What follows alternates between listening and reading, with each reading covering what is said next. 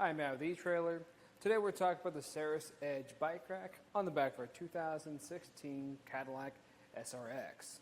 Now this can be a great option if you're looking for something that's just going to be really easy to work with and it's going to have the ability to work with a wide range of bikes.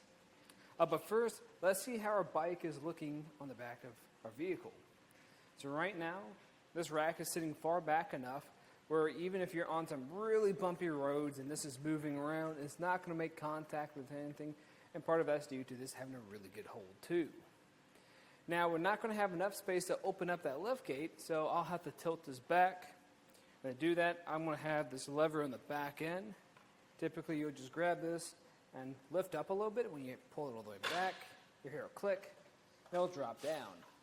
This is going to be a really good tilt even with a high weight capacity of 80 pounds per bike, so it's good for your heavy e-bikes too. Now you can tell we have plenty of room to open up that lift gate, so if you need to put any groceries back here, sit down, tie your shoes, or grab your helmet, you can do that. And when you're done, close that up and put this back into the seated position. Just like that. But if we want to take a closer look at this, I'm going to remove my bike. I like to start on the back side, where we're going to have this strap that makes contact with our tire.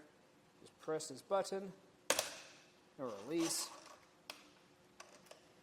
And for the front side, instead of having a strap, this is going to sit in this pretty wide cradle, but at the very top we're going to have this front ratcheting hook.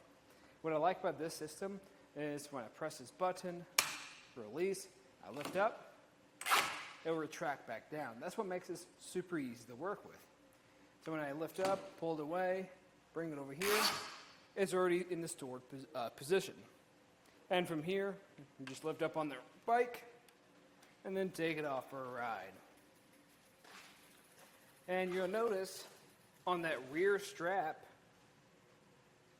this tray here actually has the ability to push and pull on this chock here. So that's nice that it has a wide range of wheelbases it can work with. But let me grab a tape measure and we can get a couple measurements. The first one I like to get is the ground clearance. And from back here, we're looking at about 22 inches from the ground, which is really nice. You shouldn't have to worry about making ground contact if you're going up those steep inclines, even with those heavy bikes back here. Now, for the total distance this is going to sit out, this is going to be about 34 inches, which is pretty standard for a 2-bike carrier. I will say we do have plenty of space between the two trays, so when you have multiple bikes on here, they shouldn't really fight with each other too much. Now, we can save space if there aren't any bikes on here. Just pull this back and push up this time. And it's going to stop at this position. This is typically if you have anything on the back of your vehicle. The SRX typically won't, so we can push this all the way up, just like that. And the furthest point of our vehicle or our rack is only going to be 11 inches.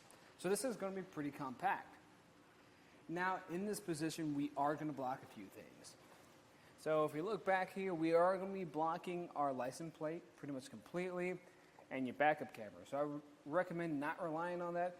Instead, use your back window since that's not going to be blocked, or your mirrors.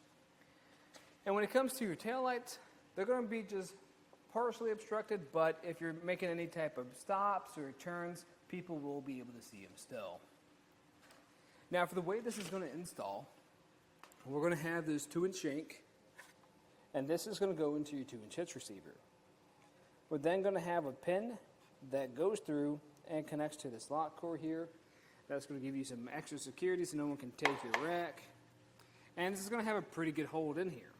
And that's going to be because we have this anti-rattle knob on the back of here. I like this because it's not going to require any tools.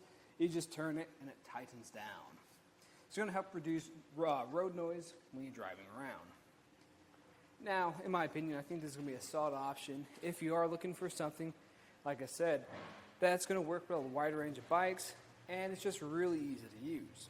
Now, if you're looking for something that also accommodate for 1.25" receivers too, there is going to be the Saris Super Clamp.